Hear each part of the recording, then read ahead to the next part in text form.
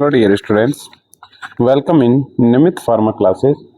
तो स्टूडेंट्स, हमारी जो सीरीज चली हुई है टेस्ट सीरीज, ठीक है, 4000 एमसीक्यूज की, उसमें आज हम आगे बढ़ते हैं। 426 से लेके आपका आगे तक के क्वेश्चंस के ऊपर जाते हैं।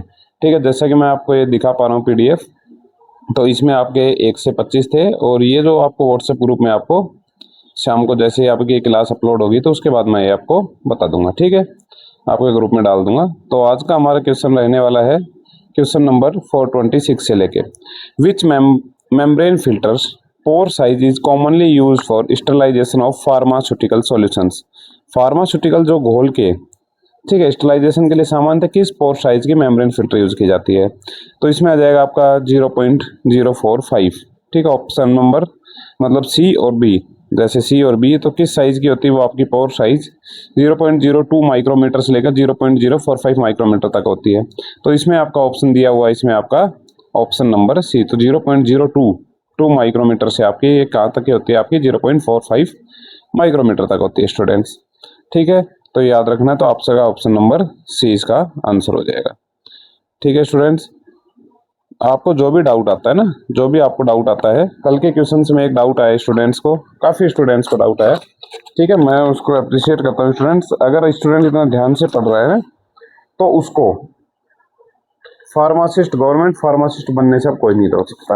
अगर आप इतने ध्यान से लगे हुए हैं ना, तो आपकी तैयारी बेस्ट तैयारी है। ठीक है, आपको एकदम आप जैसा स्टूडेंट नहीं है फिर कोई, तो आपको टेंशन नहीं लेनी है। जिस हिसाब से कुछ स्टूडेंट बहुत अच्छी तरीके से लगे हुए हैं, कुछ स्टूडेंट ऐसे इधर उधर अभी भी फालतू की जगह इधर उधर घूम रहे हैं, तो वो स्टूडेंट्स थोड़ा अपना हिसाब से सचेत हो जाएं। ठीक है, मैं एक आपको सोलिबिलिटी के बारे में कल बता रहा था पाउडर की, तो दोबारा से बता देता हूँ। कोर्स जो पाउडर होते हैं, कोर्स जो पाउडर होते हैं, वो कितने नंबर सीयू को पार कर जाते हैं ना, ये एक टेबल बना देता हूँ। आप इस टेबल के हिसाब से आप भी अपने नोट्स में ऐड कर लीजिए। जिनके पास है नहीं है वो अपने शॉर्ट नोट्स, क्योंकि इसमें आता रहता है आपका ना ये वाले। ठीक है, कोर्स पाउडर सीयू नंबर 10 को कंप्लीटली पास कर जाता है। कितने नंबर सीयू को? 10 नंबर सीयू को कंप्लीटली पास कर जाता है।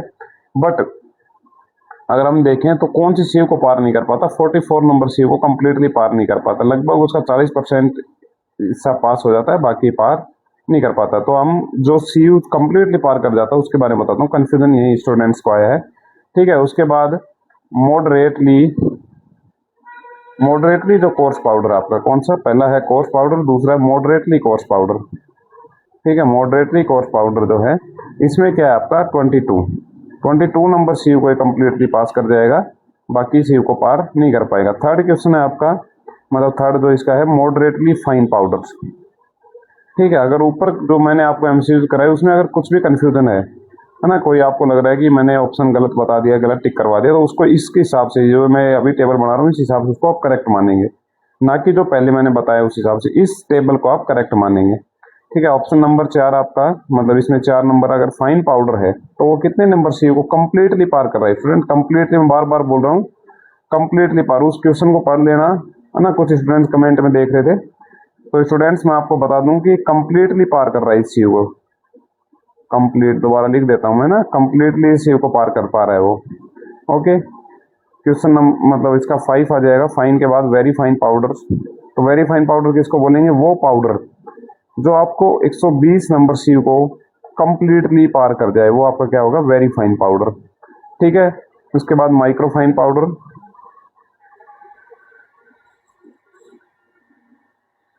उसके बाद आपका माइक्रो फाइन पाउडर।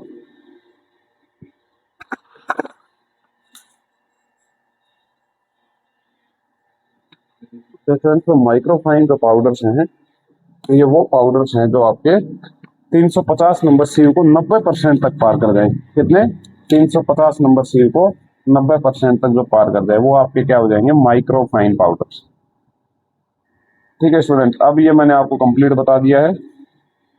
अब इसमें कोई भी अगर क्वेश्चन गलत करके आता है स्टूडेंट, तो फिर देखना ना, क्वेश्चन गलत नहीं करना। अब मैंने आपको कंप्लीटली पूरा समझा दिया है, जो भी आपको डाउट आ रहे थे वो डाउट्स क्लियर करवा दिए हैं। तो स्टूडेंट्स आपको लगे रहना है, मैं आपका पूरा मेरे से जितना सहयोग हो पाएगा आपको पूरा सहयोग मिलने वाला है।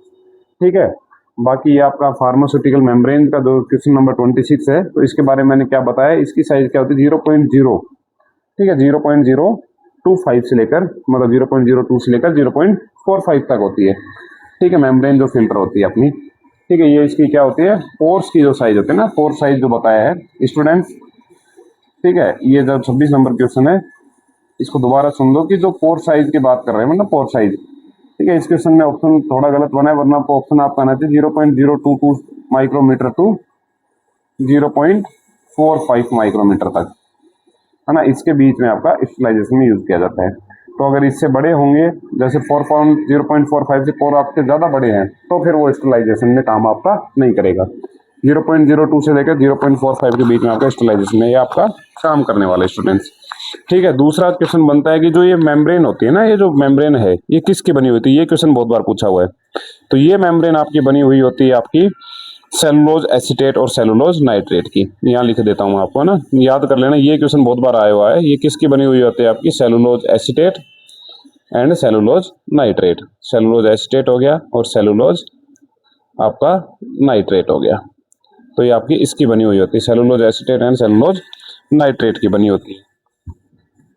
उसके बाद क्वेश्चन आता है, इस मेम्ब्रेन फिल्टर पे बहुत बार क्वेश्चन पूछे हुए हैं, इधर उधर से घुमा घुमा के क्वेश्चन पूछा हुआ है। तो स्टूडेंट्स आपको जो भी डाउट होता है ना, आप मुझे कमेंट सेक्शन में बताइए, मैं आपका तुरंत नेक्स्ट वीडियो में ही उसका सॉल्यूशन लेके आऊँगा। ठीक है, डाउट में नहीं रहना, क्योंकि यहाँ पर अगर आप डाउट में रहते हैं, आप नहीं पूछेंगे, तो वहाँ एग्जाम में जाके आपका अगर नेगेटिव मार्किंग, जैसे CISF में नेगेटिव मार्किंग नहीं है, बट 1 नंबर तो आपका लॉस हो जाएगा ना। मैं नहीं चाहता कि मेरा स्टूडेंट एक भी फेल हो। जो भी पढ़ रहे हैं सब इंटेलिजेंट स्टूडेंट है, तो अच्छे से पढ़ें, अच्छे से पास होना है स्टूडेंट्स।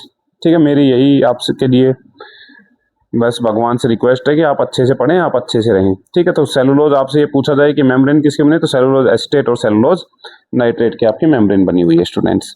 ठीक है, दूसरा पूछा जाए कि इसका जो टेस्ट चेक करेंगे मेम्ब्रेन आपकी फिट है कि नहीं फिट है, तो इसके लिए करा जाता है आपका बबल टेस्ट। ये याद कर लेना, ये एक बार एग्जाम में आया हुआ भी है। मैं आपको वही बता रहा हूँ जो एग्जाम में, यानी कि मैं जो पढ़ा रहा हूँ वो सिर्फ आपके क्वेश्चन ही पढ़ा रहा हूँ मैं आपको। ठीक है, उसको डिटेल एक्सप्लेनेशन के साथ बस आपके क्वेश्चंस पढ़ा रहा हूँ जो एग्जाम्स में आए हुए हैं और जो आने के पूरे पूरे चांस हैं। ठीक है, बबल टेस्ट इसका लगा के देखता तक इसका आपके मेम्ब्रेन फिल्टर का। ठीक है स्टूडेंट्स, नेक्स्ट क्वेश्चन की तरफ चलते हैं। आपको तो आपको लगे रहना है, बस धीरे धीरे करके, मैं आपको पता भी नहीं चलेगा 2 महीने में कब आप कंप्लीट सिलेबस की तरफ बढ़ जाएंगे। जैसे एक सब्जेक्ट आपका आज कंप्लीट हो जाएगा, ठीक है, एक सुटिक्स आपकी कंप्लीट हो जाएगी। अब इसमें अगर कोई डाउट आता है तो मुझे आप कमेंट में बताइएगा और वीडियो लाऊं, नहीं तो अगला चैप्टर अपना अगला टॉपिक शुरू करेंगे। हम HAP का शुरू कर रहे हैं, क्योंकि HAP के बाद मैं जस्ट कोलॉजी शुरू कर दूंगा आपकी। पहले HAP इसलिए कर रहा हूँ कि कुछ स्टूडेंट्स का अगर बेस क्लियर नहीं होगा कि ड्रग कहाँ कैसे काम करेगी, तो उसके लिए पहले HAP कर देता हूँ। जैसे ही 5-7 दिन में HAP कंप्लीट होता है, उसके जस्ट बाद कोलॉजी स्टार्ट करेंगे। और कोलॉजी आपकी मोस्ट सबसे ज़्यादा कोलॉजी, सुटिक्स, कोग्नोसी, जूरिस, है ना, HAP सबसे क्वेश्चन आते हैं। मैं वही पढ़ा रहा हूँ, फालतू का इधर उधर नहीं भटकने की जरूरत है आपको।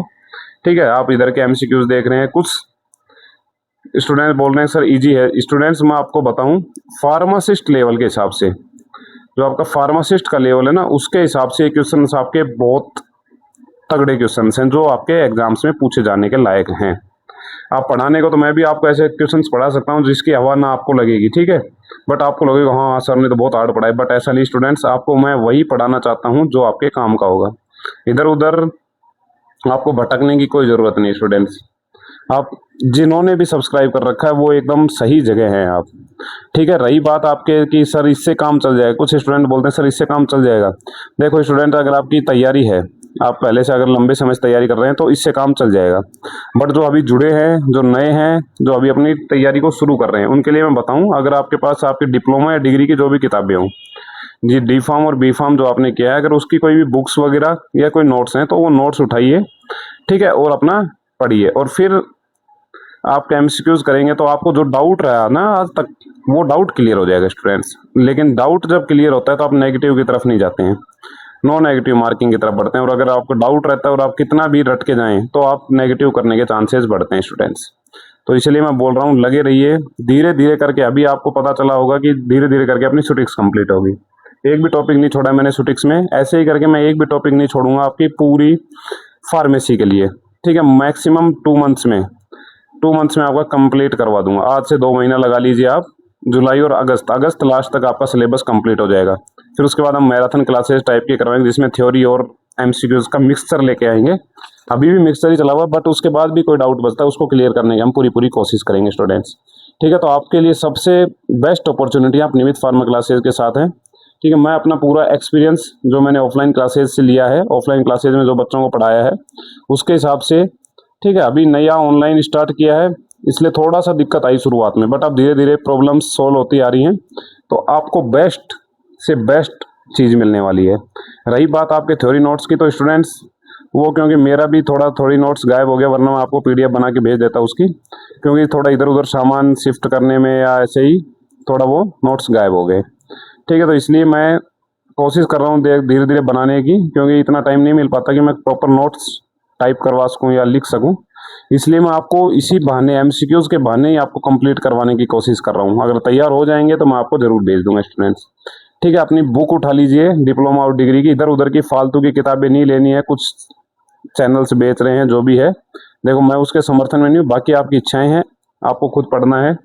ठीक है, अच्छे से पढ़ना है, अच्छे से मन करके पढ़ना है। आपके जो भी नोट्स हैं, पुराने कोचिंग के नोट्स हैं, जिसके भी नोट्स हैं उनको उठाइए और नियमित फार्मा क्लासेस के साथ ही एमसीक्यूज सीरीज ज्वाइन करिए, इससे बेस्ट आपको नहीं मिलेगा। ठीक है, बाकी हर स्टूडेंट की अपनी इच्छाएं होती हैं, हर किसी को अपना समझने का और समझाने का तरीका होता है, मेरा ऐसा ही तरीका है समझाने का। ठीक है, जो मैंने ऑफलाइन क्लासेज में भी अप्लाई किया था उसके बाद अब ऑनलाइन में भी अप्लाई कर रहा हूँ, तो बाकी आपके ऊपर डिपेंड करता है। अगर आपको तरीका समझ आ रहा है ना, तो इधर उधर आपके दोस्तों को भी भेजिए, बताइए कि ऐसे ऐसे नियमित फार्मा क्लासेस से जुड़े, बेस्ट अपॉर्चुनिटी आपके साथ। ठीक है, अगर समझ नहीं आ रहा तो वीडियो को दोबारा करके देखें, तिबारा देखें, बट जो क्वेश्चन मैंने बता दिए, जैसे 450 क्वेश्चन इसमें हो जाएंगे, ये 450 क्वेश्चन आपको एक एक क्वेश्चन आना चाहिए विद एक्सप्लेनेशन आपको आना चाहिए। अगर इससे भी क्वेश्चन घूम के इधर उधर से भी आता है तो जिससे आपका ठीक हो सके। ठीक है स्टूडेंट्स, आगे बढ़ते हैं, वीडियो को आगे लंबा ना खींचते हुए। तो question number 27, which filtration process is driven mainly by the pressure difference. कौन सी फिल्ट्रेशन प्रक्रिया जो मुख्यतः प्रेशर डिफरेंस द्वारा संचालित की जाती है? सेडिमेंटेशन, वैक्यूम फिल्ट्रेशन, ठीक है, डिकैक्सेशन और सेंट्रीफ्यूगेशन।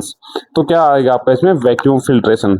ये एक तरफ वैक्यूम क्रिएट कर दी जाएगी, जिससे क्या होगा, आपके पार्टिकल्स दूसरी तरफ आपके मूवमेंट कर जाएंगे। ठीक है, ये एक फिल्ट्रेशन का मेथड हो जाएगा आपका। अगला क्वेश्चन नंबर 28 यानी 428। ठीक है, 28 का मतलब 428 मानेंगे यहाँ पे हम। ठीक है, क्वेश्चन नंबर आपका 428। स्टूडेंट्स आपको लगे रहना है वैसा ना, ये नहीं सोचना है सर, बार बार कुछ लोग कमेंट करें सर पेपर कब होगा, पेपर कब होगा। पेपर भी आएगा, सब आएगा, आपको बस लग जाना है, टाइम वेस्ट नहीं करना इधर उधर सर्च करने में फालतू चीज़ें।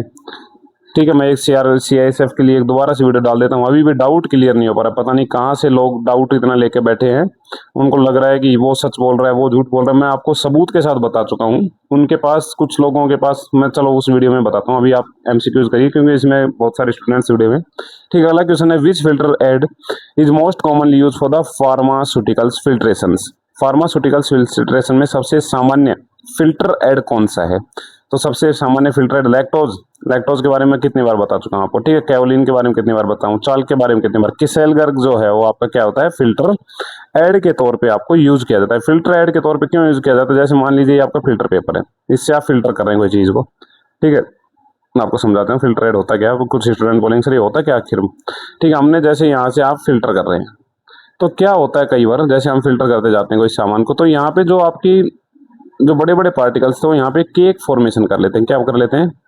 केक फॉर्मेशन कर लेते हैं ना। अगर केक फॉर्मेशन होगा तो आपके क्या होगा, पार्टिकल्स जो थे, यानी कि जो छन के नीचे जाने वाला था, ठीक है, ये जैसे नीचे जाने वाला था वो जाना बंद हो जाएगा। तो इसके लिए इनमें स्पेस रहे, इसके लिए इसमें यूज किए जाते हैं फिल्टर एड्स। ठीक है, फिल्टर एड, ये फिल्टर एड का काम क्या हो गया, जो केक फॉर्मेशन है उसको ना होने देना, और आपके पार्टिकल्स जो मतलब ये आपका फिल्ट्रेशन हो रहा था उसको स्मूथली चलने देना। वही किसका काम हो गया, आपके फिल्टर एड्स का काम हो गया। तो फिल्टर एड्स के अगर एग्जांपल हम देखते हैं, तो फिल्टर एड्स का एग्जांपल आपको मैंने दिखाया स्क्रीन पे भी, क्या हो जाएगा आपका, किसेलगर्ग। ये किसका एग्जांपल होगा आपका, फिल्टर एड का एग्जांपल हो गया है। ठीक है स्टूडेंट्स, जैसे जैसे आगे क्वेश्चन आएंगे तो मैं और भी एग्जाम्पल बता दूंगा। ठीक है, बस आप पढ़ते रहिए, आपका काम है पढ़ना। इसके ऊपर जो मैंने बताया केक बन रहा है, उस केक को अवॉइड करने के लिए क्या यूज किया जाता है, आपके फिल्टर एड्स। ठीक है, इसमें आपका बेंटोनाइट भी यूज किया जाता है, किसेलगर्ग भी यूज किया जाता है, या डाइमेटस जो अर्थ के लिए जो भी मटेरियल होते हैं वो सब फिल्टर एड के तौर पे यूज किए जाते हैं। ओके स्टूडेंट्स, नेक्स्ट है आपका अगला question, which extraction method is best suited for the thermolabile drugs. उष्णा संवेदनशील दवाओं के लिए कौन सा एक्सट्रैक्शन विधि सबसे उपयुक्त है? यानी कि वो दवाएं जो क्या होंगी, अगर आप उनको गर्म कर देंगे तो वो क्या हो जाएंगी, आपकी दवाएं जो केमिकल था वो खराब हो जाएगा। तो ऐसा फिल्ट्रेशन मेथड आपको बताना है जिसमें आपका हीट प्रोसेस यूज ना हो। तो सॉक्सलेट जो एपरेटस है इसमें बार बार कंटिन्यूअस हीट परकोलेशन मेथड, मतलब ये नहीं हो सकता। फिर डिजेशन जो आपका मेथड है, ठीक है, डिजेशन मेथड में मैंने आपको शायद लास्ट में भी मैंने बताए थे आपको, पिछली जो आपका चला हुआ था, ठीक है, उसमें भी मैंने बताया था एक्सट्रैक्शन के मेथड। ठीक है, डिकोशन मेथड में क्या होता है, मतलब इसमें होता है आपका जो बी नंबर है इसके बारे में बात कर रहा हूँ मैं ना। इसमें क्या होता है, आपका बॉईल किया जाता है ड्रग को उसके सुटेबल मटेरियल के साथ। जैसे आपकी कोई ड्रग थी, एक बर्तन लिया, उसी आप इसमें ड्रग डाल दी, इसका जो सुटेबल सोलवेंट था, ठीक है, उस सोलवेंट के साथ इसको बॉईल किया जाता है। ठीक है, फिर बाद में उसको फिल्टर कर करके यूज किया जाता है। तो मतलब इसमें हमने बॉईल कर दिया, तो इसमें अगर आपकी उष्मा सेंसिटिव एंड थर्मोलेबाइल ड्रग है तो वो डिस्ट्रॉय हो जाएगी। बात आती है आपका मैसिरेशन। मैसिरेशन मेथड में क्या होता है, ये इसको प्रोसेस एम भी बोला जाता है, मैंने पहले बताया था प्रोसेस एम बोला जाता है। इसमें क्या किया जाता है, एक बर्तन लिया जाता है सेम, ठीक है, उसमें आपको ड्रग डाल दी जाती है और उसका सुटेबल सोलवेंट, बट इसको क्या रखा जाता है, गर्म नहीं किया जाता, इसमें ड्रिप करके रख दिया जाता है। बस बीच बीच में इसको हिलाते रहेंगे हम, मैसरेशन प्रोसेस में करेंगे, बीच बीच में इसको हम हिलाते रहेंगे। ठीक है, तो ये आपका इस तरह से कितने दिन रखा जाता है इसको, अप टू 14 डेज, यानी 14 दिन तक हम इसको रखते हैं, बट इसको गर्म नहीं किया जाएगा। बट मैं पहले फिर बता रहा हूँ, मैसरेशन को गर्म नहीं किया जाता, इसको प्रोसेस एम भी बोलते हैं स्टूडेंट्स, प्रोसेस एम भी बोलते हैं। ठीक है, आगे मामला समझ में, किसके लिए यूज किया जाता है, जैसे आपका जिलेटिन हो गया, ठीक है, जिलेटिन वगैरह बनाने के लिए आपका मैसिरेशन प्रोसेस यूज करते हैं कई बार। ठीक है, तो मैसिरेशन प्रोसेस आ गया, आपको डिकॉक्शन प्रोसेस आ गया। ठीक है, आपको मैंने कौन सा बताया, एक सॉक्सलेट एपरेटस, सॉक्सलेट एपरेटस में हॉट कंटिन्यूअस परकुलेशन, ठीक है, हॉट कंटिन्यूअस होता है इसमें, ठीक है, लगातार गर्म किया जाता है उस प्रोसेस में। ठीक है, ये किसके लिए यूज किया जाता है, सॉक्सलेट एपरेटस जो आपकी हार्ड ड्रग होती है, जैसे नक्स वोमिका एग्जांपल, ये इसका एग्जांपल भी पूछा हुआ है, सॉक्सलेट एपरेटस किसमें किस ड्रग के निकालने के लिए यूज किया जाता है, एक्सट्रैक्ट नक्स वोमिका। ठीक है स्टूडेंट्स, तो इसका ऑप्शन आ जाएगा आपका सी। कंप्लीट बता दिया आपको किसमें क्या यूज करते हैं, तो डाउट में नहीं रहना, बस जिंदगी में सब कुछ करना डाउट को क्लियर करके ही चलना है, चाहे यहाँ पढ़ाई को हो या जिंदगी में जो भी डाउट हो, हमेशा डाउट क्लियर करके ही आगे बढ़ना है। फिर अगला है digestion differs from the maceration because it is the carried out of, ये एक दूसरे से भिन्न किस प्रकार हैं। ठीक है, अभी अभी मैंने आपको मैसिरेशन बताया, मैसिरेशन क्या है स्टूडेंट्स, उसके बाद डिकॉशन बताया आपको, दोनों क्या है। मैसिरेशन में क्या होता है, कोई टेम्परेचर यूज नहीं किया जाता, डिकॉशन में क्या है आपका टेम्परेचर है ना, डाइजेशन में, डिजेशन में क्या किया जाता है आपका टेम्परेचर यूज किया जाता है। तो इसका देख लीजिए ऑप्शन, ऑप्शन नंबर, इसका आंसर आ जाएगा आपका ऑप्शन नंबर बी, यानी कि टेम्परेचर से रिलेटेड डिफरेंस है। क्यों है, क्योंकि इसमें क्या करा जाता है, कोई टेम्परेचर यूज नहीं किया जाता, इसमें क्या करा जाता है, बर्तन में आप लेंगे दवा को, उसमें जो भी आपकी जिस भी दवा का एक्सट्रैक्ट आपको निकलना है उसको डाल देंगे, ठीक है, जितने ड्रग निकालने हैं उसको डाल दिया, लगभग आप 14 दिन तक रख सकते हैं ना, 14 दिन से कम जब भी ड्रग का निकल जाए तब तक बीच बीच में आप इसको हिलाते रहेंगे। मान लो आपने दिन में 2-3 बार इसको हिला दिया, ठीक है, ये प्रोसेस हो जाएगी। तो इसमें आपका, और इसमें आपका टेम्परेचर काम आता है, इसमें आपका टेम्परेचर नहीं आता, दोनों के बीच में डिफरेंस क्या हो गया, टेम्परेचर का। नेक्स्ट क्वेश्चन आपका 31, which sterilisation method is suitable for the surgical dressing, surgical dressing के लिए कौन सा स्टरलाइजेशन मेथड उपयुक्त किया जाता है, यानी सर्जिकल ड्रेसिंग जो है उसके लिए आपका यूज किया जाता है ऑटोक्लेविंग। क्या यूज किया जाता है आपका, ऑटोक्लेविंग। तो ऑटोक्लेव क्या यूज करा जाता है ना, अब बात बताती है कि ऑटोक्लेव में कैसे क्या क्या यूज किया जाता है। तो जो भी आपकी सर्जिकल ड्रेसिंग है इसमें क्या लिया जाता है, सर्जिकल ड्रेसिंग में जैसे मान लो जी आपकी पट्टी वगैरह इस टाइप की जो भी आती है, कॉटन वगैरह, ये सब इसमें सर्जिकल ड्रेसिंग में आती है। तो ऑटोक्लेव में क्या होता है, सबसे पहले ऑटोक्लेव मैकेनिज्म क्या होती है, ये क्वेश्चन आया एक, तो मैकेनिज्म मैं जो बता रहा हूँ वो आपको आना ही आना चाहिए, है ना, ये जो मैं समझा रहा हूँ 100% आपको याद रहना चाहिए बस। मैकेनिज्म में क्या आएगा आपका, कोगुलेशन, किस टेक्निक पे काम करता है, कोगुलेशन, किसके कोगुलेट कर देता है, जो भी आपकी सेल थी उसके अंदर, यानी जो भी आपके बैक्टीरिया फंगस जो भी आपके तो अनवांटेड स्पेरियस जो भी सब्सटेंस थे उनके क्या करेगा, उनका जो प्रोटीन होगा ना, प्रोटीन को क्या कर देगा, कोगुलेट कर देगा। जैसे हम एग खाते हैं तो एग को जब हम उबालते हैं तो उसका जो प्रोटीन होता है वो एक तरह से सारा इकट्ठा हो जाता है, इसी तरह से सेम मैकेनिज्म पे ये काम करता है। ठीक है, आपको जैसे ऑटोक्लेव याद आए तो आपको अंडे को ध्यान में लाना कि जैसे हम अंडे को बॉईल करते हैं उसके अंदर जो प्रोसेस होती है वही प्रोसेस आपका ऑटोक्लेव करवा देता है। कौन कौन से प्रोडक्ट्स के लिए यूज करते हैं, तो जैसे सर्जिकल ड्रेसिंग हो गया आपका, एक सर्जिकल ड्रेसिंग हो गया, दूसरा किसके लिए हो गया, आपके एक्वस जो प्रोडक्ट होते हैं उनके लिए, एक कल्चर मीडिया के लिए, इन सब के लिए आपका क्या यूज किया जाता है, ऑटोक्लेव। दूसरा ऑप्शन दिया है में hot air oven. Hot air oven कहाँ यूज किया जाता है? हॉट एयर ओवन में क्या होती है, ड्राई एयर दी जाती है, ड्राई एयर। और ऑटोक्लेव में क्या आएगा आपका, मॉइस्ट एयर स्टरलाइजेशन, ये आपका ड्राई हीट स्टरलाइजेशन भी बोलते हैं। इसमें क्या होता है, उस बैक्टीरिया जो भी आपका अनवांटेड सब्सटेंस था उसका ऑक्सीडेशन होता है। इसमें क्या होता था, कोगुलेशन, इसमें क्या होगा, oxidation and denaturation, oxidation and denaturation. ठीक है, इन दोनों की मैकेनिज्म याद रखनी है, ऑक्सीडेशन एंड डीनेचुरेशन होता है। तो हॉट एयर ओवन में कौन सी सब्सटेंस का किया जाता है, जो थर्मो जो हीट स्टेबल होते हैं उनका किया जाता है। ठीक है, आपको पेट्रोल ऑयल वगैरह का किया जाता है, ग्लासवेयर का किया जाता है, और आपका स्टील्स का किया जाता है।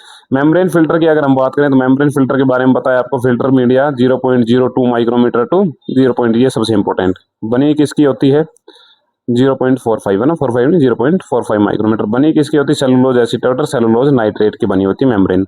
यूवी रेडिएशन में आपकी गामा रेडिएशन यूज की जाती हैं। ठीक है, यूवी रेडिएशन में कौन सी रेडिएशन यूज की जाती है, गामा रेडिएशन। बट ये उन सब्सटेंस के लिए यूज किया जाता है, वे सब्सटेंस जो क्या होते हैं आपके हीट अनस्टेबल होते हैं, हीट अनस्टेबल सब्सटेंस के लिए यूज किया जाता है गामा रेडिएशन, है ना, यूवी रेडिएशन। इसमें आपकी गामा रेडिएशन भी आता है, यानी रेडिएशन स्टरलाइजेशन में। ठीक है, इसमें यूवी लाइट्स डाली जाती हैं। और ये कहाँ यूज किया जाता है, जो एयरबोर्न कंटामिनेशन होता है, अगर आपके इन्वायरमेंट में अगर फैल गया है कोई बैक्टीरिया वायरस इन्वायरमेंट में, तो एयरबोर्न इन्फेक्शन में इसको यूज किया जाता है ना। यूवी लैंप वगैरह देखे होंगे आपने, जब कोरोना चला था तो उस टाइम यूवी लैंप चले थे, तो वो यही काम करते हैं। ठीक है स्टूडेंट्स, यहाँ तक आगे समझ में। Next question, the biological indicator use for the dry heat sterilization is, सबसे इंपॉर्टेंट क्वेश्चन है स्टूडेंट ये, है ना, कि बायोलॉजिकल इंडिकेटर कौन सा यूज किया जाता है dry heat sterilization. Dry heat sterilization का मतलब आपका क्या हो गया, ये हॉट एयर ओवन। तो इसमें बायोलॉजिकल इंडिकेटर के तौर पे कौन सा सब्सटेंस, कौन सा जो आपका फंगस बैक्टीरिया जो भी है वो कौन सा यूज किया जाता है, तो इसको याद कर लेना, रट लेना, है ना। नाम है, नाम में समझाने का कुछ नहीं है। तो ये आपका बैसिलस अर्थ्रोफेसिस है ना, तो ऑप्शन नंबर ए आपका ठीक हो जाएगा। ठीक है, ये शेप याद कर लेना, बैसिलस किसकी होती है, कोकस किसकी होती है। ठीक है, तो बैसिलस आपका रोड शेप बैक्टीरिया हो गया ना, तो ये सब आपको याद कर लेना स्टूडेंट्स। नेक्स्ट है, which gas is commonly use for the chemical sterilization. कौन सी गैस, इथाइलिन ऑक्साइड आपकी गैस कौन सी यूज की जाती है एज ए स्टरलाइजेशन मेथड के तौर पे, आपकी कौन सी गैस यूज की जाती है, इथाइलिन ऑक्साइड। इथाइलिन ऑक्साइड के बारे में एक दो चीज और बता देता हूँ। ये आपकी क्या होती है, हाईली इन्फ्लामेबल गैस होती है ना, हाईली इन्फ्लामेबल गैस होती है। मैकेनिज्म की बात करें तो इसकी मैकेनिज्म हर चीज की याद होनी चाहिए। अब कॉलेज स्टार्ट होने वाली स्टूडेंट्स कुछ ही समय में, तो उस टाइम तो मैं आपको हर चीज के मैकेनिज्म रटाने वाला हूँ। रटाने का मतलब आपको आनी चाहिए। ठीक है, इथाइलिन ऑक्साइड की मैकेनिज्म आपके एल्कलाइजेशन कहाँ यूज की जाती है, जो आपकी प्लास्टिक सिरिंज वगैरह आती है, आईवी कैथेटर वगैरह आते हैं, इन सब में आपकी ये गैस यूज की जाती है। ये हाईली इन्फ्लामेबल होती है, तो इसकी इन्फ्लामेबिलिटी को कम करने के लिए कौन सी इसमें गैस मिक्स कर दी जाती है, आपकी CO2। ठीक है, इसकी इन्फ्लामेबिलिटी को कम करने के लिए इसकी CO2 गैस यूज की जाती है। नीचे भी कार्बन डाइऑक्साइड दिया हुआ है, अगर इन दोनों को मिक्स करके दिया जाता है, वरना अकेली को देंगे तो ये आग लगा देगी। मैकेनिज्म याद कर लेना, कहाँ यूज की जाती है, दोबारा लिखवा ही देता हूँ क्योंकि आप भूल जाएंगे ना। यूज कहाँ की जाती है, आपकी प्लास्टिक सिरिंज वगैरह। ठीक है, प्लास्टिक सिरिंज जो भी आपकी स्टराइल सिरिंज आती है उसमें सब में कौन सी गैस यूज की जाती है, इथाइलिन ऑक्साइड, उसको स्टराइल करने के लिए। आईवी कैथेटर, आईवी कैनुला वगैरह सब में आपको स्टरलाइजेशन करने के लिए इथाइलिन ऑक्साइड गैस यूज की जाती है स्टूडेंट्स। यहाँ तक कोई दिक्कत नहीं होनी चाहिए आपको। ठीक है, नेक्स्ट है question number 34, ethylene oxide sterilization is mainly suitable for, तो मैंने आपको ऊपर बताया कि इसके लिए आ जाएगा glassware only, heat sensitive medical devices, है ना, हीट सेंसिटिव मेडिकल डिवाइसेज। अगर आप क्या करेंगे, ऊपर जो मैंने बताया, मान लीजिए आपने आईवी कैथेटर को या आईवी कैनुला को आपने किस में रख दिया, हॉट एयर ओवन में रख दिया, तो क्या होगा, उसका जो प्लास्टिक था वो पिघल जाएगा, यानी कि वो हीट अनस्टेबल होते हैं। इसलिए इनमें हीट सेंसिटिव मेडिकल डिवाइसेज जो भी है इथाइलिन ऑक्साइड यूज की जाती है। इसके बारे में मैंने और चीजें बताई, वो सब आपको याद हुई होनी चाहिए। कि ये आपको जैसे ही अगर क्वेश्चन इस तरह से आपको क्वेश्चन सोल्व करना है, मैं ये नहीं कह रहा कि आप इतनी जल्दी सीख पाएंगे, आप सीख पाएंगे स्टूडेंट्स, लगे रहेंगे आप सीख पाएंगे। जैसे आपको कहीं भी इथाइलिन ऑक्साइड दिख रहा है, आपके दिमाग में 3-4 चीजें इथाइलिन ऑक्साइड के बारे में आनी चाहिए। फर्स्ट, मैकेनिज्म कैसे काम करती है, एल्कलाइजेशन से काम करती है। दूसरा, ये एक हाईली इन्फ्लामेबल गैस है, तो इसको कम करने के लिए इसमें CO2 मिक्स कर दी जाए।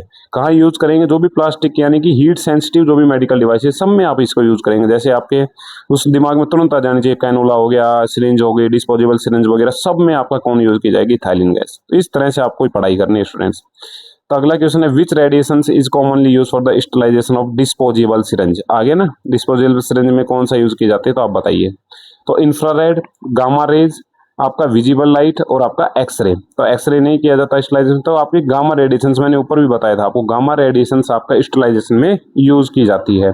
ठीक है, गामा रेडिएशंस आपको स्टरलाइजेशन में यूज की जाती है कौन से सब्सटेंस के लिए, जो भी थर्मोलेबाइल प्रोडक्ट हैं उन सब के लिए। ओके, ऑइंटमेंट जो पैक हो जाते हैं, मैंने कल भी एक क्वेश्चन बताया था ऑप्थेल्मिक ऑइंटमेंट, जब हमने ट्रिपल रोलर मील बताया था उस टाइम भी बताया था आपको, गामा रेडिएशन से इसको स्टराइल किया जाता है, यानी कि टर्मिनल स्टरलाइजेशन में इसको यूज किया जाता है। स्टूडेंट्स एक एक चीज जो बताई जा रही है वो ऐसे नहीं बताई जा रही है ना, कुछ ना कुछ उसके पीछे रीजन था तभी बताई मैंने। Paraphenyl diamine is mainly use for the, मुख्यतः किसके उद्देश्य के लिए यूज की जाती है, तो इसमें आ जाएगा आपका हेयर डाई में, जो आपके कलर्स की डाई आती है उसमें क्या आता है आपका पीपीडी आता है। ठीक है स्टूडेंट्स, मैंने देखा भी है। ठीक है, जब मैं तैयारी करता था ना उस टाइम की बात बताता हूँ कि आपको, उस टाइम भी मैं सोचता था कि इतने लोग ऐसे एमसीक्यूज क्यों बना पाते हैं, मतलब इतने घटिया एमसीक्यूज क्यों बना रहे हैं लोग। कुछ चैनल्स हैं, मैं नाम नहीं लूंगा, ठीक है, कुछ स्टूडेंट फॉलो भी करते होंगे तो मैं नाम नहीं ले रहा, बाकी नाम लेना अच्छा भी नहीं है। कुछ चैनल इस टाइप के एमसीक्यूज बना रहे हैं जिनकी आपको हवा नहीं लगी, वो सिर्फ माहौल बनाने के लिए कि हम इतने हार्ड एमसीक्यूज बना रहे हैं, बट आपके पेपर में तो आ ही नहीं रहे। आप वही पढ़ाइए, वही पढ़िए। मेरा मानना ये है कि आपको स्टूडेंट्स का टाइम खराब नहीं करना चाहिए। अगर स्टूडेंट मेरा वीडियो देख के 20 मिनट आपके लगा रहा है ना, 20 मिनट तक उसने वीडियो देखा है, तो 20 मिनट का मतलब ये नहीं है कि मैंने उसके 20 मिनट खराब करे। मेरा मतलब ये है कि 20 मिनट में मैं उसको कम से कम 2 घंटे का मटेरियल समझा दूं, तब तो मेरा पढ़ाने का कोई मतलब है, वरना मेरा पढ़ाने का कोई मतलब नहीं है। मैं यहाँ व्यूज बटोरने ये सब बटोरने नहीं आया हूँ। ठीक है, कुछ रीजन है, रीजन मैं जब बताऊंगा जब जब लोग सेलेक्ट हो जाएंगे। ठीक है, जब हम मीटअप करेंगे ना किसी दिन, उस दिन मैं आपको रीजन बताऊंगा मैंने ये सब क्यों करा। ठीक है स्टूडेंट, तो अब मैं सब में से पहले कौन आएगा मुझसे मिलने वो आप लोगों को डिसाइड करना है, कौन सबसे पहले मीटअप में आएगा। ठीक है, जो बंदा सबसे पहले सेलेक्ट होकर मुझे फोन या मैसेज करेगा कि सर हाँ मैं सेलेक्ट हो चुका हूँ सर, ठीक है, आपका वीडियो देख के मुझे ये बेनिफिट मिला, उस दिन स्टूडेंट्स मेरा पढ़ाने का मकसद और आपका पढ़ने का मकसद दोनों पूरा हो जाएगा। ठीक है, पहला सबसे पहले फर्स्ट। और मैं तो चाहता हूँ सीएसए में 20 वैकेंसी, 20 के 20 स्टूडेंट मेरे हों, जो भी वैकेंसी है उसमें पूरे मेरे स्टूडेंट्स हों। बट उसके लिए स्टूडेंट्स आपको मेरा साथ देना पड़ेगा, साथ रहना पड़ेगा, साथ पढ़ना पड़ेगा। ठीक है, मेरी तरफ से कोई कमी नहीं मिलेगी आपको, आपकी तरफ से आपके हाथ में अब।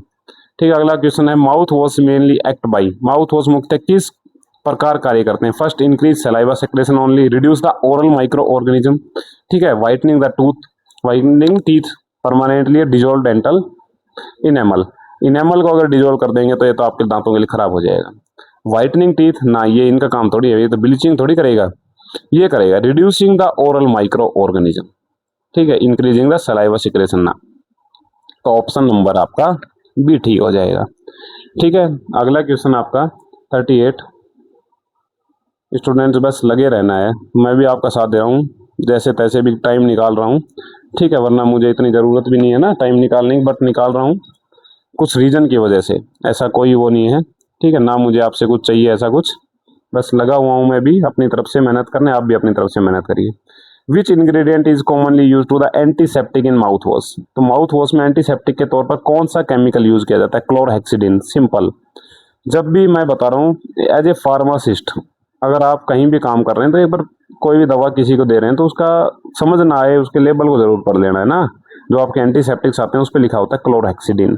ठीक है, तो क्लोरहेक्सिडिन हो गया, ये आपका NaCl वगैरह, ग्लूकोज, लैक्टोज, इनका सबको आपको यूज पता है। मैं आपसे पूछूं, आप मुझे कमेंट सेक्शन में बताएंगे नॉर्मल सलाइन का में कितना % NaCl होता है नॉर्मल सलाइन में। ठीक है, कल मैंने बहुत डिटेल में बताया समझदारी से, तो आप मैं भी देखूं कि कितना किसको क्या असर है। कमेंट जो वीडियो देख रहा है कमेंट जरूर करके जाएगा ना स्टूडेंट, जिससे मुझे पता रहे हाँ स्टूडेंट ने ध्यान से देखा, तो मुझे भी थोड़ा मोटिवेशन लगेगा, हाँ कोई तो सीख तो रहा है कम से कम, जिसके लिए मैं पढ़ाऊँ, जिसके लिए मैं कंटिन्यू रखूँ। वरना थोड़े दिन में मैं जैसे जिस हिसाब से नेगेटिव रेस्पॉन्स आएगा तो मुझे लगेगा नहीं नहीं, इनको पढ़ाना और अपनी एनर्जी वेस्ट करना बराबर है।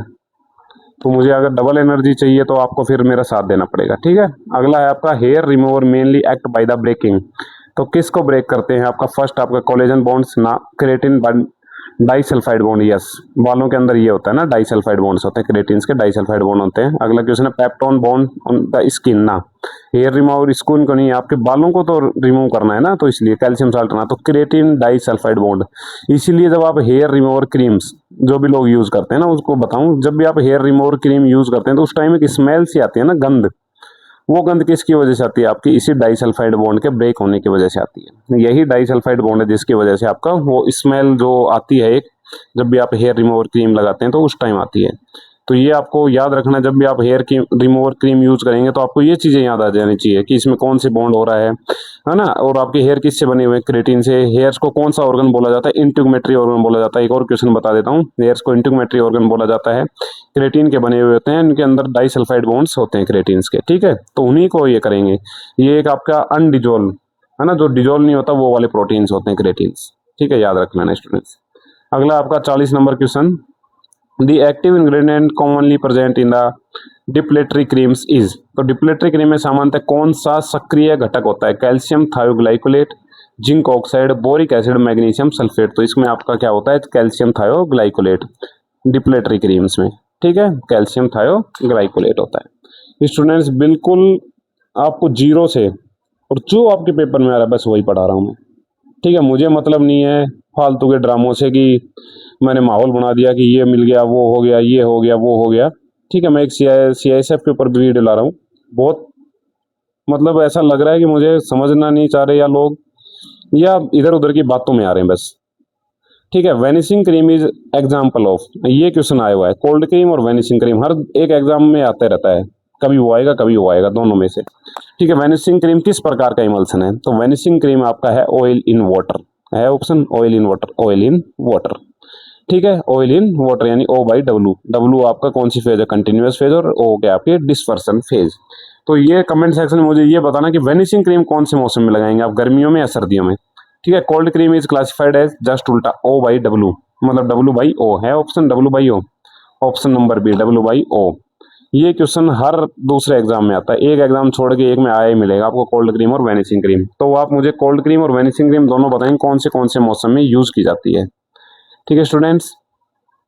Next question number 43, which cream is easily washable with water, कौन सी क्रीम जो पानी में आसानी से घुल जाती है? कोल्ड क्रीम ना मुन्ना ना, तो इसमें कौन सी क्रीम आ जाएगी? आपकी वेनिशिंग क्रीम, ठीक है। क्यों घुल जाएगी? ये होती है आपकी W/O, यानी कि इसमें ऑयल डिस्पर्स फेज है, वाटर कंटिन्यूअस, मतलब ऑयल तो क्या है कंटिन्यूअस फेज है और W डिस्पर्स फेज है, इसमें उल्टा है ना, इसमें आपका क्या है O/W, यानी कि वाटर ज्यादा है तो वाटर के साथ ये घुल जाएगी, है ना, इमल्सन की तो यही डेफिनेशन थी ना, ठीक है स्टूडेंट्स। तो ऑप्शन नंबर बी आपका ठीक हो जाएगा।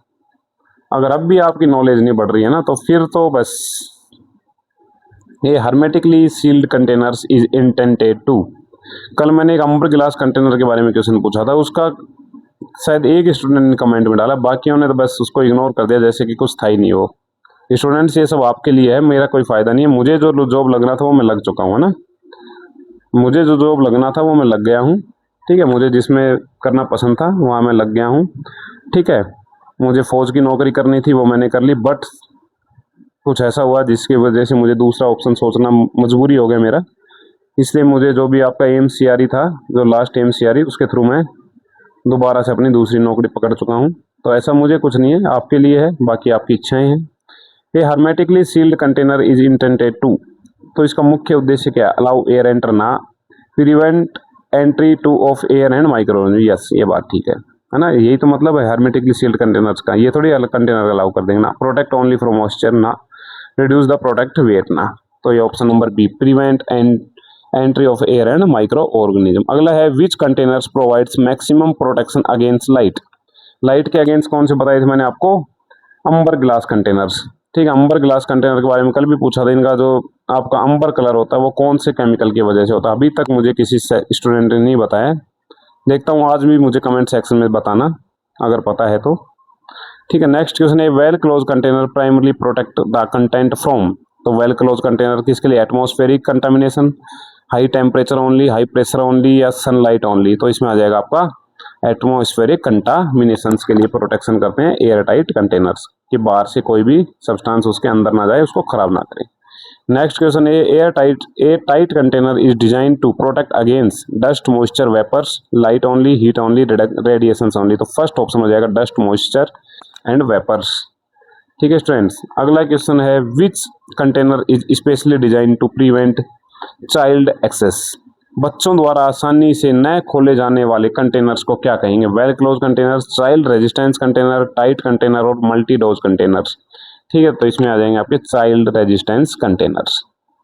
ओके, नेक्स्ट क्वेश्चन आपका 49 which containers is intended for a single withdrawal of the contents. किस कंटेनर को केवल एक बार उपयोग के लिए बनाया जाता है? मल्टी डोज कंटेनर, ना single dose container, tight container, aerosol container. तो आपका सिंगल डोज कंटेनर होता है, उनको एक टाइम के लिए ही यूज करने के लिए उसी हिसाब से उसको डिजाइन किया जाता है स्टूडेंट्स, है ना, कि बस उसको एक बार यूज करा और हो गया काम उसका। ठीक है, आज मैं अगला पहले 50वां क्वेश्चन बताता हूँ, फिर उसके बाद का चलो पहले ही बता देता हूँ आपको ना, कंटेनर्स कितने टाइप के होते हैं। मेनली जो ग्लास कंटेनर की बात करते हैं ना, ग्लास कंटेनर्स के बहुत बार क्वेश्चन आता है ग्लास कंटेनर के बारे में। तो इसमें आता है टाइप 1 ग्लास कंटेनर। ठीक है, 4 तरह के होते हैं। टाइप 1 पहला देखिए, टाइप 1 में क्या आता है आपके बोरोसिलिकेट ग्लास कंटेनर होते हैं। कौन से होते हैं? Borosilicate glass container. ठीक है, बोरोसिलिकेट ग्लास कंटेनर होते हैं। टाइप सेकंड होते हैं आपके soda lime treated glass container. किससे? Soda lime treated. ठीक है, soda lime treated glass containers होते हैं। टाइप थर्ड होते हैं आपके, जो टाइप थर्ड ग्लास कंटेनर आते हैं, ये आते हैं आपके soda lime, only soda lime. Type 4 आते हैं आपके general purpose glass container, general purpose soda lime glass container. ठीक है, अब इसके बारे में, ये तो मैंने इसके नाम बता दिए। अब आते हैं इसके इंपॉर्टेंट चीज आती है टेस्ट। कौन से पे क्या टेस्ट लगाया जाता है? ठीक है, तो सबसे इंपॉर्टेंट आपको टाइप सेकंड का याद रखना। टाइप सेकंड पे कौन सा टेस्ट लगता है? तो वाटर अटैक टेस्ट लगता है, ये याद रख लेना बस तुम तो, वाटर अटैक टेस्ट। अब जैसा भी ऑप्शन मिले उस हिसाब से आपको कर देना। पूछे टाइप सेकंड ग्लास कंटेनर के लिए कौन सा टेस्ट आता है? Water attack test. सीधा क्वेश्चन आ जाए वाटर अटैक टेस्ट कौन से कंटेनर के लिए होता है? तो टाइप सेकंड ग्लास कंटेनर के लिए। बाकी जो भी कंटेनर है ना, बोरोसिलिकेट ग्लास कंटेनर, जिसको न्यूट्रल ग्लास कंटेनर भी बोला जाता है ना, ठीक है, तो इसमें क्या करते हैं आप, इसको क्रश करके फिर इसका टेस्ट लगाते हैं ना, क्रश करा पाउडर को, फिर उसके बाद उसका टेस्ट लगाया जाता है। तो इस तरह से कंटेनर हो गया तो ग्लास कंटेनर। दूसरे कंटेनर आते हैं प्लास्टिक कंटेनर, जिसमें पॉलीथाइलिन, पॉलीप्रोपाइलिन, पॉलीस्टाइरिन के बने हुए होते हैं। पॉलीस्टाइरिन बनी हुई होती है आपकी डिस्पोजेबल सिरिंज वगैरह में। ठीक है, पॉलीप्रोपाइलिन बनी होती है आपकी स्क्वीजिंग बॉटल्स में। पॉलीइथाइलिन बनी होती है आपकी प्लास्टिक वाइल्स के अंदर। ठीक है स्टूडेंट, इस तरह के आपके कंटेनर्स के टेस्ट हो गए। ओके, मेटल्स के भी कंटेनर बनाते हैं, जैसे एल्यूमिनियम का बन गया, जो एरोसोल और ऑइंटमेंट वगैरह आते हैं, है ना। कल भी मैंने बताया था 70% एल्कोहल में आपका एल्यूमिनियम कंटेनर को रखा जाता है 24 घंटे के लिए, जिससे उसको स्टराइल किया जा सके। लास्ट में फिर उसको टर्मिनल स्टराइजेशन के साथ भी स्टराइल किया जाता है। ठीक है, ये हो गया आपके कंटेनर्स के बारे में। अगला है which pharmacopoeia officially defines the term very soluble, freely soluble and practically insolubles. ठीक है, तो ये फार्माकोपिया में कौन से फार्माकोपिया में दी गई है? शब्दों को आधिकारिक परिभाषा किस फार्माकोपिया में दी गई है? Indian pharmacopoeia, British pharmacopoeia, BNF, ठीक है, British national of Goodman and Gilman, तो आपका इंडियन फार्माकोपिया में। तो सबसे पहले स्टूडेंट्स आप मुझे एक और आपको कमेंट सेक्शन के लिए बोलता हूँ कि फर्स्ट इंडियन फार्माकोपिया कब पब्लिश हुई थी, ये मुझे आप कमेंट सेक्शन बताएंगे। फर्स्ट इंडियन फार्माकोपिया नहीं पब्लिश्ड, तो कब पब्लिश हुई आप मुझे कमेंट सेक्शन बताएंगे। अब भी कोई डाउट रहता है किसी स्टूडेंट्स को तो कमेंट सेक्शन में आप पूछिए, जो व्हाट्सएप कम्युनिटी ग्रुप है उसमें आप पूछिए। ठीक है, जो भी डाउट आ रहा है, मैंने लास्ट वीडियो के लिए हिसाब से स्टूडेंट्स को जो भी डाउट आया ना, तो उसको मैंने जो लिख के बताया आपको ऊपर टेबल बना के, उस टेबल के हिसाब से मैच कर लेना, उस हिसाब से आपको आंसर मानना है। वो टेबल आपकी फाइनल टेबल है। ठीक है, उसके इधर उधर आपको कहीं नहीं भटकना है कि सर उस वीडियो में तो उस क्लास वालों ने तो ऐसा बताया। भाई उसने कुछ भी बताया हो, अगर मेरे से पढ़ रहे हो तो फिर मुझे फॉलो करिए, कंप्लीटली फॉलो करिए, फिर इधर उधर नहीं भटकना कि वो ये बोल रहा है वो ये बोल रहा है। मैं एक आपके डाउट्स पे भी एक वीडियो लाता हूँ। ठीक है स्टूडेंट्स, अच्छे से पढ़ना है, अच्छे से लगे रहना, आपको मेहनत करनी है, तब तक के लिए लगे रहिए स्टूडेंट्स। ठीक है, मैंने आपको एक और भी बता दिया है, जो सेलेक्ट हो